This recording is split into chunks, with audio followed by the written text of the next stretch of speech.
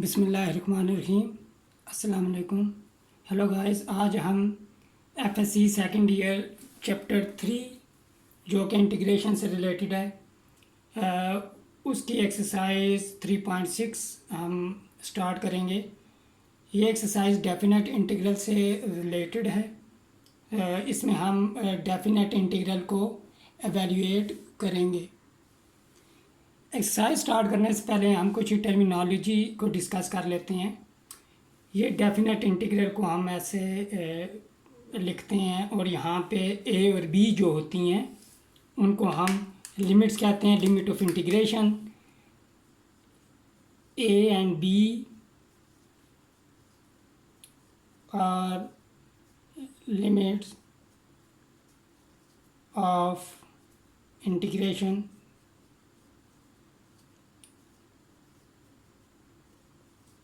ए यहाँ पे lower limit कहलाती है, बी यहाँ पे अपर लिमिट, ये इंटीग्रल साइन है। और जो फंक्शन एफ ऑफ एक्स यहाँ पे फंक्शन है, f of x is the function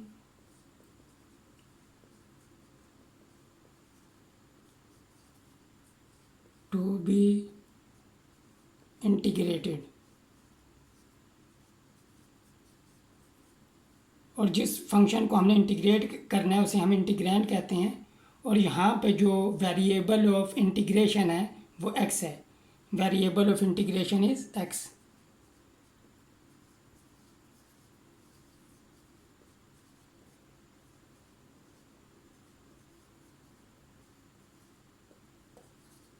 is x।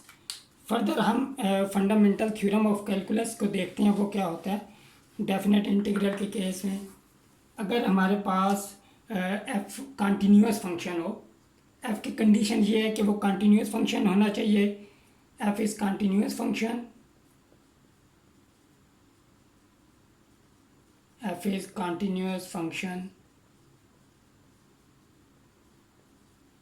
On the interval a b. हमें इंटरवल ए बी दिया गया है एंड हमें जो क्या कहते हैं, हम कहते हैं कि F prime of x, capital F है यहाँ, ये इक्वल है एफ ऑफ एक्स के। यानी कि एफ जो होगा that is f is antiderivative of f. अब एंटी डेरिवेटिव से क्या मुराद है ये मैं आपको बताता हूँ। फर्ज करें आपके फंक्शन आपको दिया गया है f of x is equal to sine of x. जब हम इसे डिफ्रेंशिएट करेंगे तो हमारे पास कॉस एक्स आएगा। हम ये करते हैं, इसको कैपिटल एफ लिख लेते हैं, डेरिवेटिव लेंगे, कॉस एक्स आएगा और ये हमारे पास इस केस में एफ ऑफ एक्स होगा। अब अगर हम कॉस एक्स को इंटीग्रेट करें, हम किसको इंटीग्रेट कर रहे हैं, एफ प्राइम एक्स को, एक्चुअली जो इक्वल है एफ ऑफ एक्स के। यानी इसको हम ऐसे लिख सकते हैं, integral f prime x d x which is equal to f prime of x जो इक्वल हो एफ ऑफ एक्स के इक्वल है डी एक्स। तो एफ ऑफ एक्स का जो एंटी डेरिवेटिव होगा, अगर हम कॉस एक्स को इंटीग्रेट करते हैं तो हमारे पास साइन एक्स आता है, साइन एक्स। और साइन एक्स किसके इक्वल है, कैपिटल एफ ऑफ एक्स के। इसीलिए हम कैपिटल एफ को कहते हैं एंटी डेरिवेटिव ऑफ एफ। यानी कि एफ का जो एंटी डेरिवेटिव है स्मॉल एफ का, वो कैपिटल एफ है। क्वेश्चन स्टार्ट करते हैं हम।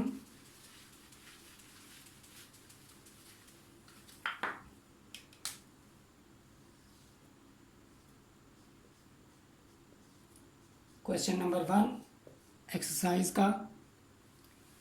क्वेश्चन 1 जो हमें दिया गया एक्सरसाइज में वो है integral from 1 to 2 x square plus 1 D x. हमने इसे इंटीग्रेट करना है। हम लेट ले लेंगे, late I is equal to integral from 1 to 2 x square plus 1 dx। अब हम इंटीग्रल को, इन फंक्शंस को दो इंटीग्रल्स में अलग अलग कर लेंगे। X square D x plus integral from 1 to 2 1 dx। अब हमने इन्हें इंटीग्रेट करना है। हम जानते हैं पावर रूल, हम इंटीग्रेशन का पढ़ते आए हैं, वो कुछ यूँ होता है x raise to power n dx, ये इक्वल होता है x raise to power n plus 1 divided by n plus 1। इस केस में हमारे पास n जो है वो 2 है, तो लिहाजा हमारे पास जो एंटी डेरिवेटिव आएगा एक्स स्क्वायर का वो होगा x cube over 3 limit from 1 to 2 plus 1 का एंटी डेरिवेटिव हमारे पास x होगा, limit from 1 to 2 i is equal to. अब कैलकुलेशंस में ये याद रखें, जब भी कोई कांस्टेंट आ जाए उसे बाय शिफ्ट कर लें, पहले कैलकुलेशन में आसानी होगी। इस तरह x cube limit from 1 to 2, यहाँ पे लिमिट अप्लाई करें। लिमिट अप्लाई करने की टेक्निक ये होती है कि जो वेरिएबल होता है उसमें पहले हम अपर लिमिट अप्लाई करेंगे। अपर लिमिट हमारे पास 2 है, फिर हमारे पास माइनस आएगा, हमेशा ये याद रखें माइनस। उसके बाद हम लोअर लिमिट अप्लाई करेंगे जो कि 1 है।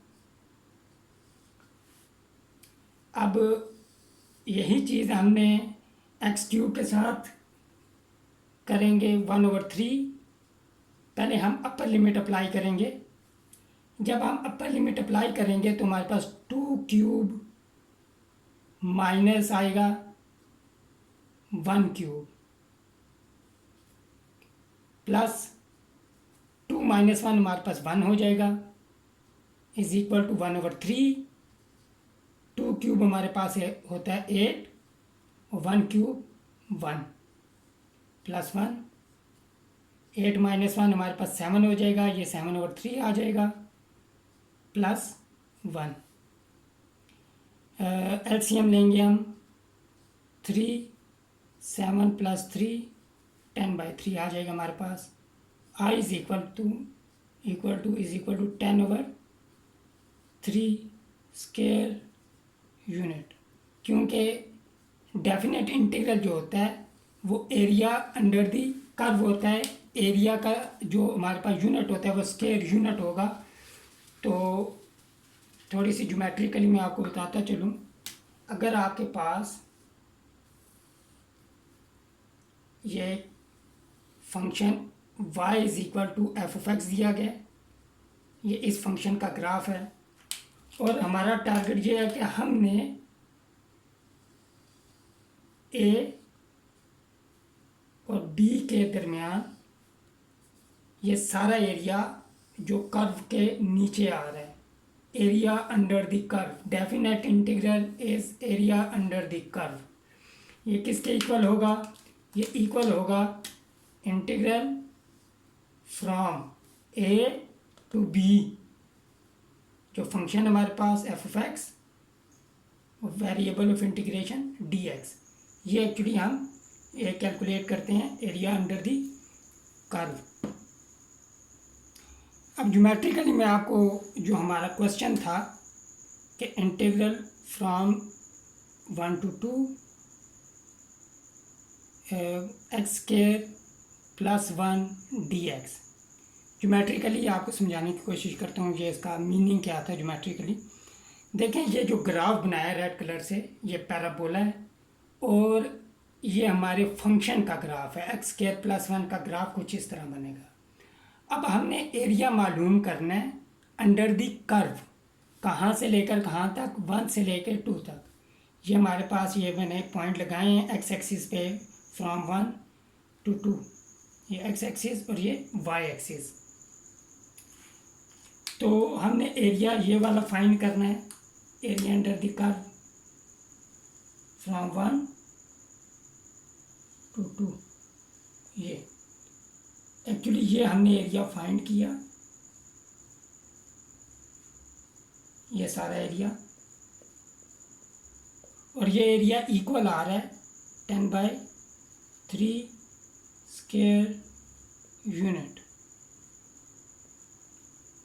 और 10/3 इक्वल होता है ये 3.3333 सो ऑन स्क्वायर यूनिट के।